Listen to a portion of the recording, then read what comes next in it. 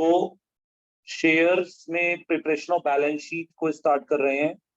Form of business organisation हमारे पास 3 होते हैं। एक होता है सोल प्रोप्राइटरशिप, एक पार्टनरशिप फॉर्म और तीसरा company form of business organisation. Sole proprietorship और पार्टनरशिप फॉर्म के लिए तो no standard format of preparing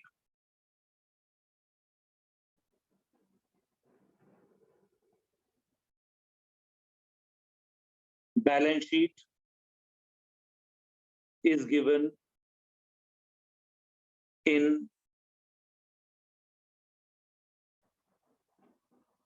Partnership Act 1932, and as such there is no governing act for sole proprietorship form. Partnership form में तो 1932 लगता है, और सोल प्रोप्राइटरशिप में कोई भी गवर्निंग एक्ट नहीं पड़ा है सच। तो कुल मिलाकर बात ये कि अगर आप sole proprietor single owner mister A का बिजनेस है और उसकी बैलेंस शीट बनाओगे अगर आप, और अगर ए बी सी 3 पार्टनर है, तो अगर आप फॉर्म की बैलेंस शीट बनाओगे तो इनका कोई भी स्टैंडर्ड फॉर्मेट किसी के एक्ट के अंदर कंटेन्ड नहीं है। फिर हुआ क्या, ट्रेडिशनल फॉर्म में, यानी ट्रेडिशनल का मतलब हुआ जैसा अभी तक होता आया है, उसी ट्रेडिशनल फॉर्मेट को सोल प्रोप्राइटरशिप और फॉर्म्स के लिए एक्सेप्ट कर लिया गया कि जब हम किसी भी प्रोप्राइटरशिप या पार्टनरशिप फॉर्म की बैलेंस शीट बनाएंगे तो उस बैलेंस शीट के अंदर लायबिलिटी साइड है, एसेट साइड है। हम यहां पर प्रोप्राइटर या पार्टनर्स की कैपिटल्स को लिख देंगे, यहां फॉर्म की हम लायबिलिटीज को मेंशन कर देंगे, और एसेट साइड में हम जितनी भी फॉर्म की सन्ड्री एसेट्स हैं उनको 1 बाय 1 डिस्क्लोज कर देंगे और हम बैलेंस शीट का टोटल कर देंगे। तो this is the way of preparing the balance sheet for a sole proprietor and for a firm. This format is basically called as horizontal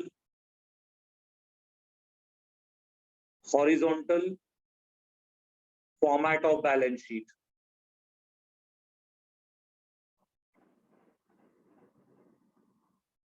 बहुत सालों पहले ऐसा होता होगा कि इसी फॉर्मेट को कंपनीज भी यूज करती होंगी, नो डाउट। यही फॉर्मेट कंपनीज का भी होता होगा बहुत सालों पहले, लेकिन जब कंपनीज एक्ट इंट्रोड्यूस किया गया आज से 25-30 साल पहले आप लगा लो, जहां से मुझे पता है, तो कंपनीज के केस में पहले यही फॉर्मेट चला करता था। Asset, left hand side is liability, right hand side is asset. और जब कंपनीज एक्ट 2013 प्रेजेंट किया गया, एनेक्ट किया गया, ओल्ड कंपनीज एक्ट 1956 को कंपनीज एक्ट 2013 ने सब्स्टिट्यूट कर दिया कि भाई अब तो कंपनीज के ऊपर भारत के अंदर कंपनीज एक्ट 2013 लगा करेगा। तो जब कंपनीज एक्ट 2013 बनाया गया तो इस एक्ट के अंदर कुछ शेड्यूल्स बनाए गए। उन शेड्यूल्स मतलब like tables you can say, कुछ शेड्यूल्स बनाए गए। उनमें से एक शेड्यूल था शेड्यूल 3। इस शेड्यूल के अंदर 2 पार्ट बनाए गए, एक पार्ट 1, एक पार्ट 2। तो कंपनीज एक्ट 2013 के शेड्यूल नंबर 3 के अंदर 2 पार्ट थे, पार्ट 1 और पार्ट 2। पार्ट 1 के अंदर कंपनीज एक्ट 2013 ने बैलेंस शीट का फॉर्मेट दे दिया, और पार्ट 2 में स्टेटमेंट ऑफ P&L का फॉर्मेट दे दिया और उन्होंने कहा कि अब जो भी कंपनीज होंगी वो इस शेड्यूल 3 के अकॉर्डिंग अपनी फाइनेंशियल स्टेटमेंट्स को प्रिपेयर करेंगी, यानी balance sheet will be prepared as per schedule 1 and P&L will be statement of P&L will be prepared as per schedule 2 part schedule 3 part 2. ये पार्ट्स हैं. Schedule 3 part 1 is for balance sheet, Schedule 3 part 2 is for statement of P&L. तो अब ये वाला format है disregard हो गया. Companies act 2013 ने अपना खुद का फॉर्मेट दे दिया कि हमारे फॉर्मेट के अकॉर्डिंग हम बैलेंस शीट बनाएंगे. जब कंपनीज की बैलेंस शीट बनाई गई तो कंपनी की बैलेंस शीट को जो फॉर्मेट दिया गया उसे vertical form of balance sheet नाम दिया गया. उन्होंने कहा कि बैलेंस शीट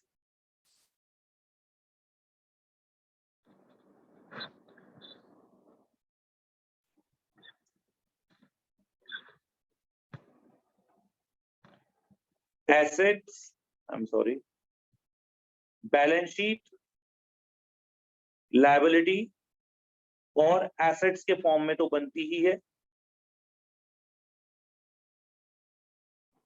तो क्यों ना हम इस एसेट को यहां से कट कर दें और इस लायबिलिटी के नीचे एसेट्स का बॉक्स जोड़ दें. तो पहले हम बैलेंस शीट में लायबिलिटीज को डिस्क्लोज कर देंगे और उसके नीचे किसको डिस्क्लोज कर देंगे, एसेट्स को डिस्क्लोज कर देंगे.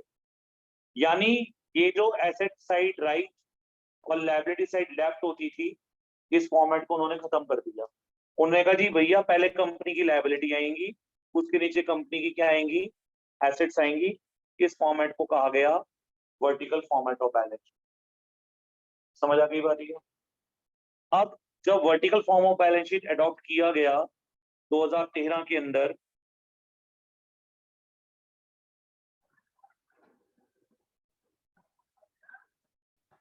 तो वो फॉर्मेट कुछ इस तरह से बन गया.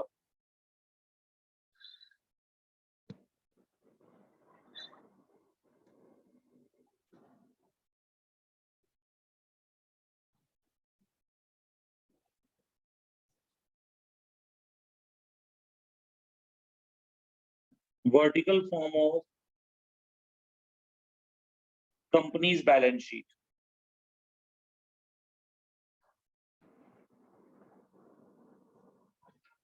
particulars, note number, current year, previous year.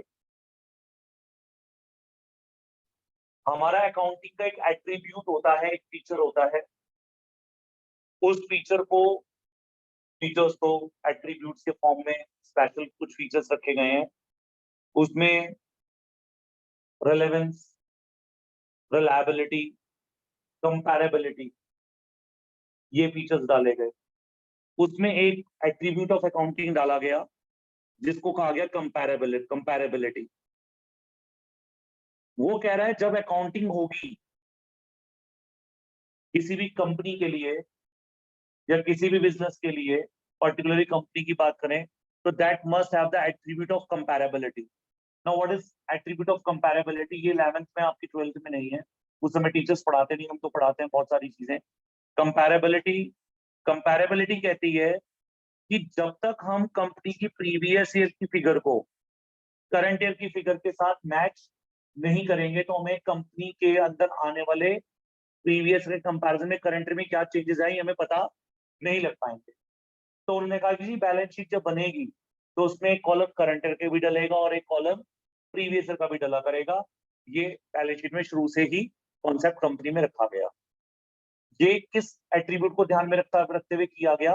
कंपैरेबिलिटी के एट्रीब्यूट को ध्यान में रखते हुए, या कंपैरेटिबिलिटी के ऑब्जेक्टिव को फुलफिल करने के लिए रखा गया ताकि कंपनी के डाटा को प्रीवियस और करंट ईयर को कंपेयर किया जा सके।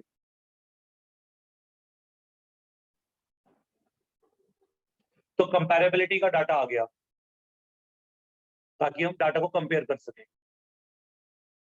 इसीलिए प्रीवियस और करंट ईयर के कॉलम होते हैं। अगर आपका वाइवा होता है और आपसे पूछ लिया जाए कि why there are two columns in the balance sheet, previous year and current year, but it is not so in the case of sole proprietor partnership firm, but in case of company there are separate columns for previous year and current year. तो आप बोलेंगे it is based on the attribute of comparability so that we can make a comparison of previous figure and current figure, and the management, well, it will be helpful for the management to make certain important decision by looking at the figure or by looking changes taking place in the figures of the balance sheet, तो वो देख पाए और वो decision making कर पाए, इसलिए वो दो कॉलम में हम लोग फॉर्मेट को लेते हैं।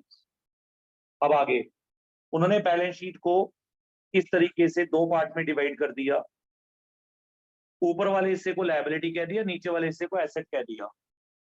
लायबिलिटी वाले पार्ट का, ऊपर वाले पार्ट का नाम हो गया इक्विटी एंड लायबिलिटीज, और नीचे वाले पार्ट का नाम हो गया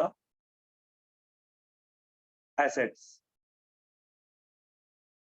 अब उन्होंने आगे क्या करा, उन्होंने अपनी इस बैलेंस शीट को further equity and liability side को, equity and liability side of balance sheet को मोर एंड बेटर प्रेजेंटेबल बनाने के लिए the item to be disclosed on the liability side of company's balance sheet, the item has been classified into various heads. These heads are called as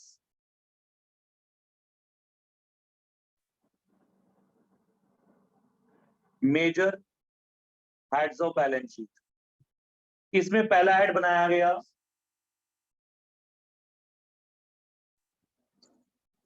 share holders fund, इसमें दूसरा head बनाया गया non current liabilities, और इसमें तीसरा head बनाया गया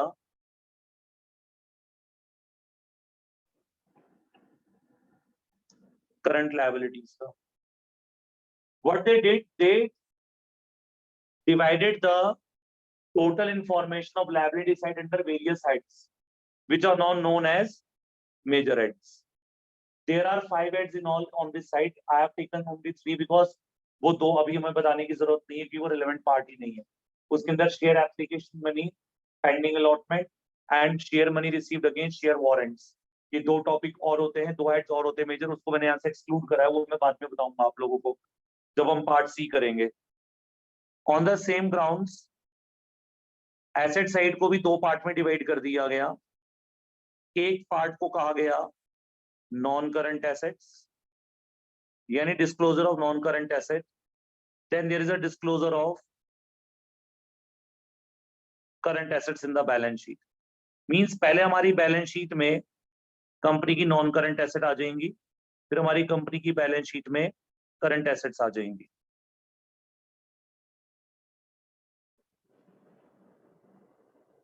अब हम इन 3 मेजर हेड्स को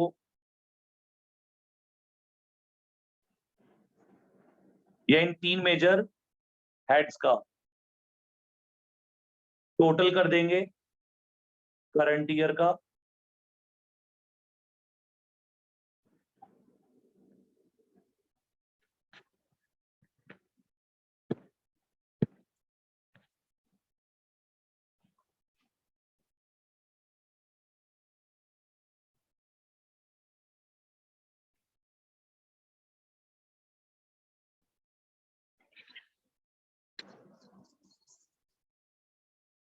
और प्रीवियस ईयर का।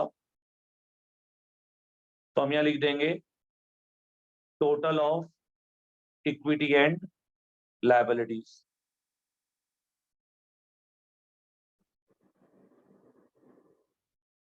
ऐसे ही आपने यहां से नॉन करंट एसेट और करंट एसेट का टोटल कर दिया, तो यहां से फर्म की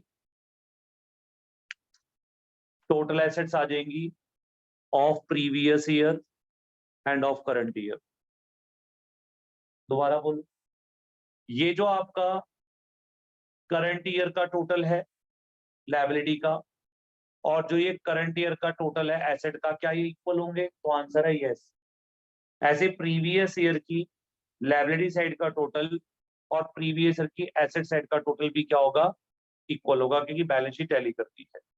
अब इसके बाद क्या किया गया, ये रेड वाले तो कहलाए हमारे मेजर हेड।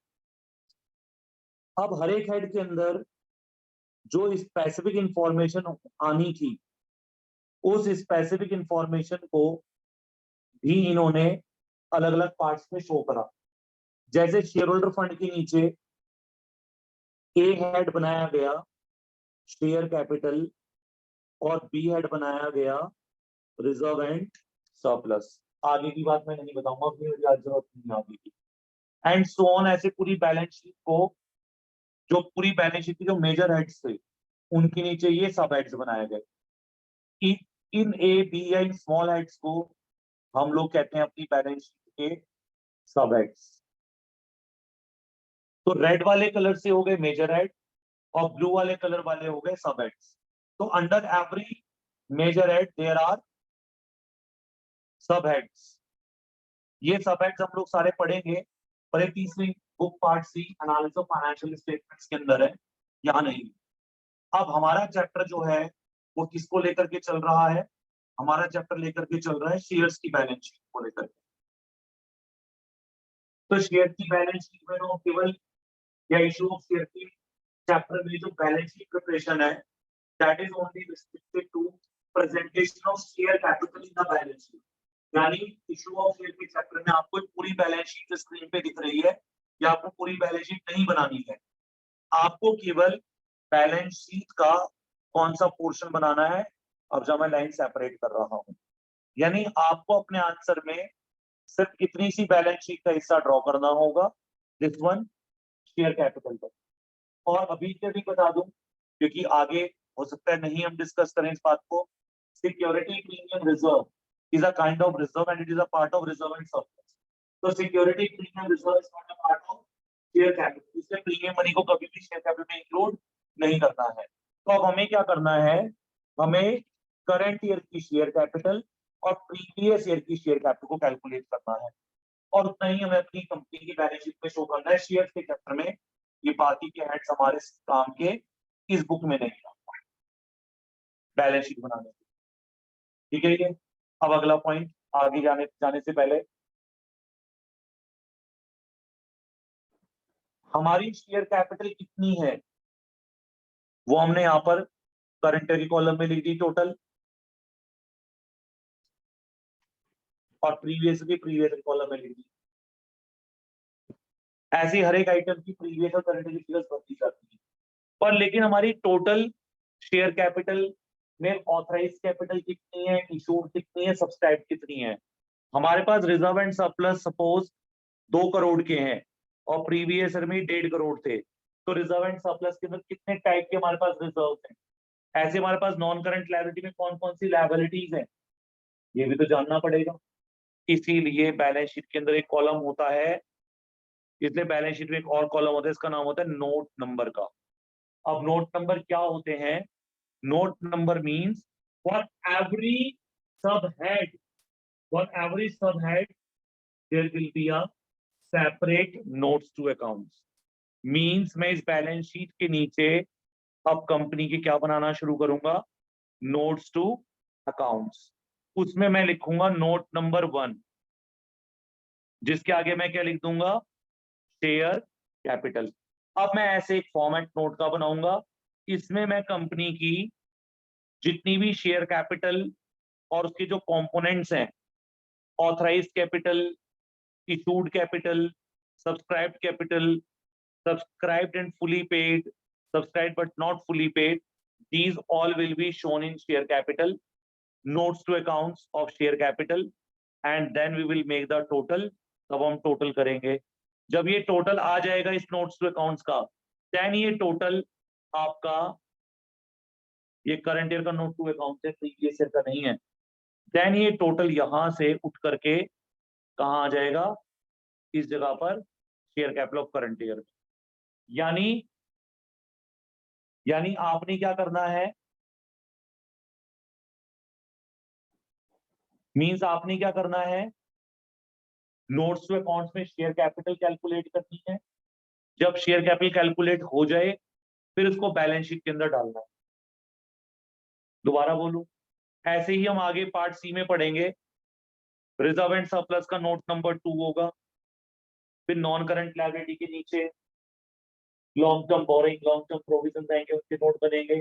करंट लायबिलिटी में trade payable, other current liabilities and so on, ऐसे डिफरेंट सब एड्स होंगे, हर एक का नोट बनेगा। यानी every information is gathered in the form of notes to accounts and only the sum total or the final total of that note to account is disclosed against the subhead। यानी share capital कितनी है वो मुझे यहाँ नहीं पता चली, वो मुझे कहाँ पता चली, वो मुझे नोट्स टू अकाउंट्स बना के पता चली। तो हर एक आइटम की फिगर नोट के अंदर निकलती है, यहाँ से नोट्स टू अकाउंट्स बना करके। समझ आ गई बात? तो अब मैं यहाँ से टॉपिक आगे लेता हूँ। अब मैं अगर अब कंपनी की बैलेंस शीट बनाऊंगा तो मैं कंपनी की बैलेंस शीट किस तरह से बनाऊंगा? आपके आंसर के लिए हम ऐसे बनाएंगे।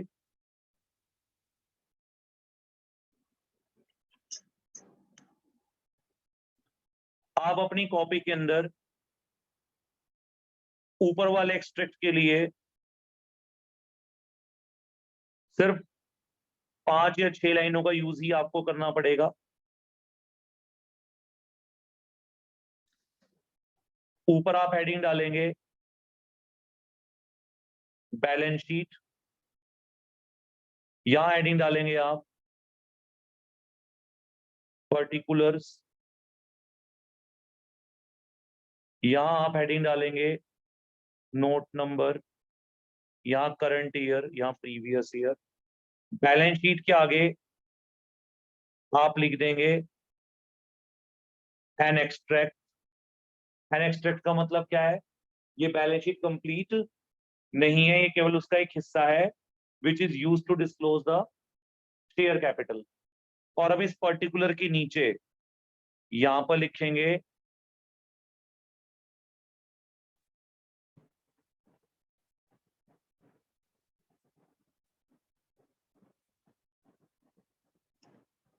इक्विटी एंड लायबिलिटीज, और इसके नीचे मैं ए पॉइंट बना के लिखूंगा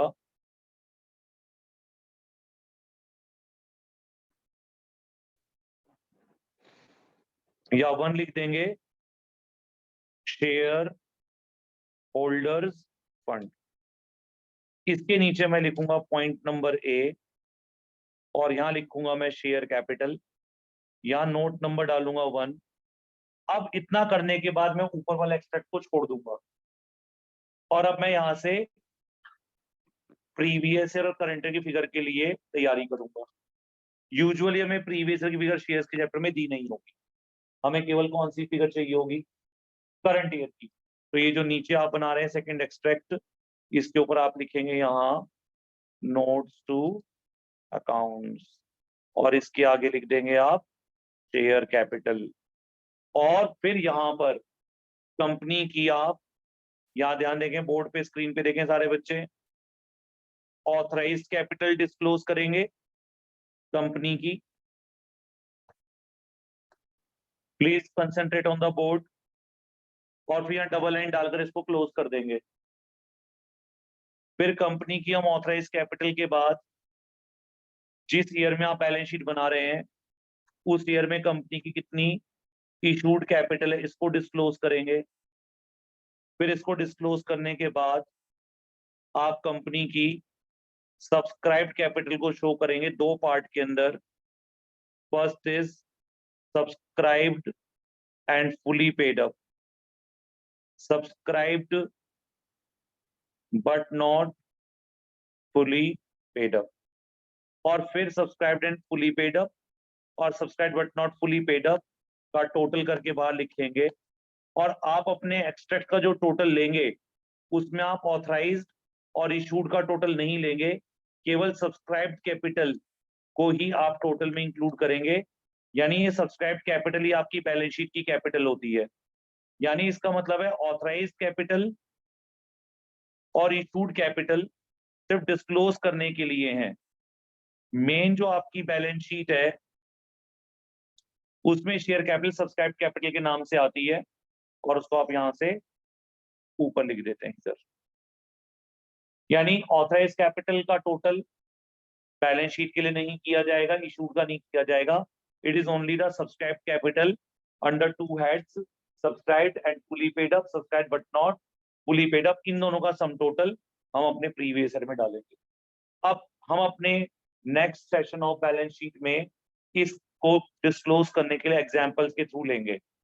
जब हम बैलेंस शीट प्रिपेयर करेंगे अगले सेशन में तो उसके अंदर हम बैलेंस शीट 3 पार्ट में सीखेंगे। बिफोर फोर फीचर, यानी after calls in arrear but before forfeiture. Second change करेंगे if shares are forfeited, then what would be the effect of forfeiture on balance sheet? Then when forfeited shares are reissued, then what would be the effect of reissue of shares on the balance sheet? तो 3 changes के साथ balance sheet को complete किया जाता है, तब balance sheet का numerical पूरा हो जाता है। फिर नेक्स्ट सेशन का काम है, इसको हम नेक्स्ट सेक्शन में ही लेंगे।